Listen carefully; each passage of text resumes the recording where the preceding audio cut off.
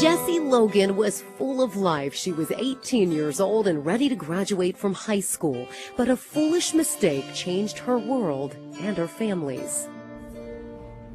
She snapped. It was just too much for an 18-year-old girl to go through. We met Jessie's mother, Cynthia, last May. Jessie agreed to do a story with us about kids using their cell phones to take nude pictures of themselves. Jessie did it, thinking only her boyfriend would see it. But in the world of technology and kids being cruel, Jessie's private picture was sent to hundreds of cell phones to schools all over the city for everyone to see. We protected her identity, but she was clearly humiliated. I still get harassed and stuff, and I'm sorry. I just want to make sure that no one else will ever have to go through this again. But at home, at school, with her friends, the teasing and taunting continued long after our interview. Cynthia calls it torture. She was called filthy names. Things were thrown at her. It was so bad, Jessie started skipping school. I took her car away, and when I dropped her off, somebody would take her out, or she would hide all day in school.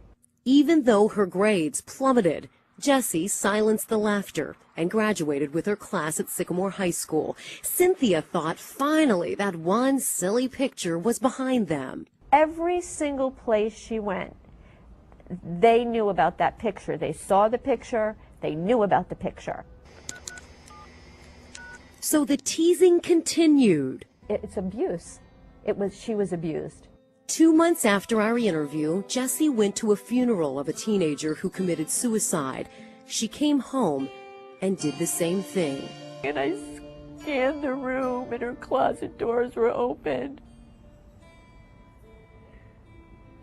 And I walked over into her room and saw her hanging.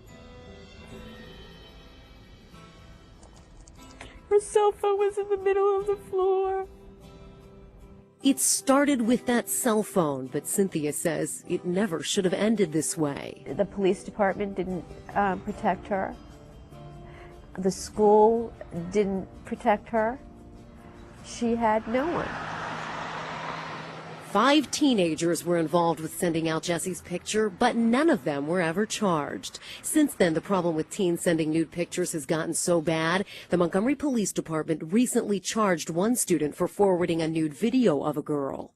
Almost 8 months later, my daughter is buried in the ground. Are you kidding me? Where were you? The school resource officer did not want to go on camera, but insists Jessie didn't want charges to be filed for fear she'd be harassed even more. He also says he did take Jessie's case to the prosecutor, but because she was 18, they couldn't charge the other students even if they wanted to. As for Sycamore High School, why didn't you send out notices to parents? Where were you? The superintendent says the school didn't take disciplinary action because the picture wasn't taken on school property. She insists that Jessie was offered counseling and they were doing everything they could to help her, and later warned parents about the growing problem with cell phones during a school forum. But Cynthia insists it wasn't enough. But to have a nude photo being disseminated throughout the school of your child, how would you feel as a parent? Wouldn't you want other parents to know? As painful as it is, Cynthia wants parents and students to know what happened so it doesn't happen again. Her only child is gone. And she said, "I love you, Madre." I said, "I love you, baby. And I'll see you soon." All she has now are the memories.